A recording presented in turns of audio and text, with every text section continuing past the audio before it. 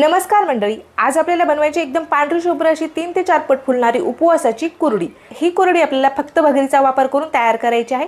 उपवासाची ही कुरडी तयार करण्यासाठी मी या ठिकाणी 1 कप भगर घेतलेली आहे। भगर आपल्याला छान स्वच्छ अशी धुवून घ्यायची आहे। 3 ते 4 पाण्याने मी भगर छान स्वच्छ अशी धुवून घेतलेली आहे। भगरीमध्ये आपल्याला पाणी घालून घ्यायचे आहे आणि भगर आपल्याला रात्रभर भिजण्यासाठी बाजूला ठेवून द्यायची आहे। दुसऱ्या दिवशी सकाळी आपली भगर छान भिजलेली आहे।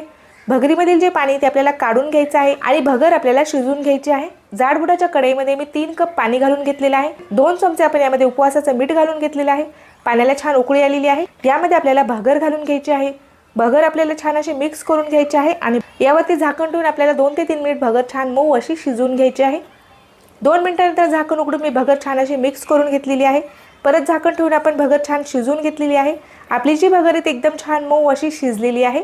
आता गरम गरम भगर आपल्याला एका चाळणीने गाळून घ्यायची आहे। भगर गरम असल्यामुळे सहजरित्या ही भगर छान बारीक होत आहे। ती भगर अशा पद्धतीने आपण गाळून घेतलेली आहे। आता आपल्याला लगेचच याच्यात कुरड्या तयार करून घ्यायच्या आहेत। मशीनमध्ये आपल्याला हे मिश्रण भरून घ्यायचं आहे आणि पॉलिथिनवरती आपल्याला याच्या कुरड्या तयार करून घ्यायच्या आहेत। अजिबात न तुटता पांढऱ्या शुभ्र आपल्या उपवासाच्या भगरीच्या या कुरड्या तयार होत आहेत। उन्हाने आपल्याला या कुरड्या छान सुकवून घ्यायच्या आहेत। 1 दिवसाच्या कडकडीत उन्हामध्ये मी या कुरड्या सुकवून घेतलेल्या आहेत। दुसऱ्या दिवशी आता आपण याला तळून देखील बघूया। त्यापेक्षा 3 ते 4 पट फुललेली आहे।